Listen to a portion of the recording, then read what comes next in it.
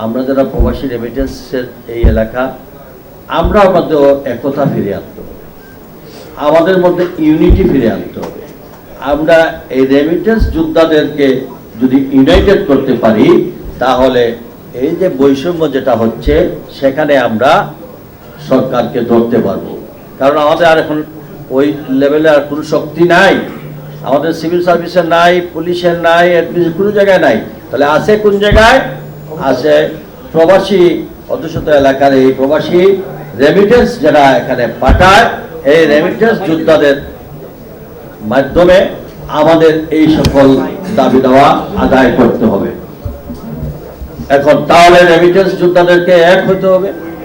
আজকে যেটা উদ্যোগ নিয়েছেন মালিক ভাই, যে প্রবাসীদের মধ্যে কোনো মতৈক্য না করে আমরা আসুন, আমরা প্রবাসীরা নিজেরা নিজেদের মধ্যে, আমি মেয়র থাকাকালীন সময় আমি যখন লন্ডনে যাই তখন গিয়ে শুনি আমাদের অনেকের জমি জমা নিয়ে যাওয়া হয়, অনেকের জমি দখল করা হয়, অনেকের বাসা বাড়ি দখল করা হয়, কিন্তু দুই চারটা ঘটছে, কিন্তু ম্যাক্সিমাম যেটা হচ্ছে, আমি একদম অকপটে মিডিয়ার সামনে বলছি, এটা আমাদের প্রবাসীদের মধ্যে।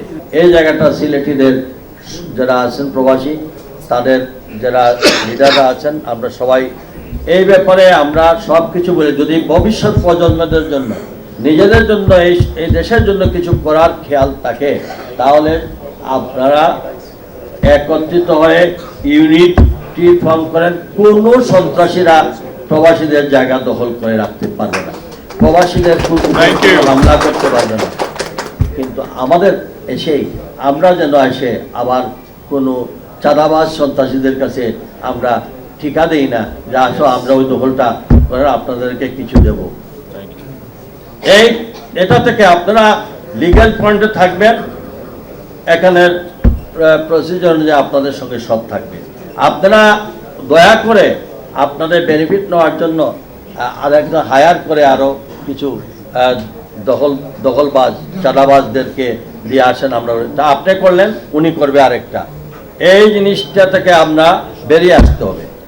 আর আমি মালিক ভাইকে বলবো, আপনারা যারা সিনিয়র নেতৃত্ব দিচ্ছেন প্রবাসী, এখানে প্রবাসীদের মধ্যে আপনারা একটা ইউনিক ফর্ম করেন, এবং এখানে যারা ধরেন সিনিয়র মোস্ট প্রবাসীরা আছেন, সত্যিকার অর্থে আমরা একটা সেল গঠন করা যেতে পারে যে ইয়েস, আপনারা এটা নিজেদের মধ্যে আলোচনা করেন যে ইয়েস, এইটা এই ধরনের দুর্ঘটনা ঘটছে, আমরা সম্মিলিতভাবে এইটার চেষ্টা, কোনো ধরনের বিনিময়ে নয়, আমরা ভাই হিসাবে একজন অপরজনকে ন্যায়সঙ্গত থেকে আমরা কাজ করে আসি। আমাদের এই বিভাজনের জন্য আমরা আজকে পিছিয়ে, এমনি তো সবকিছু হারিয়েছি। আমি আজকে অকপটে বলতেছি, খালি যে মিডিয়া বিভাজন তা নয়, আইনজীবীদের মধ্যে বিভাজন, রাজনীতিবিদদের বিভাজন, চিকিৎসকদের মধ্যে বিভাজন, প্রবাসীদের মধ্যে বিভাজন, আমরা আর কত বিভাজন করব?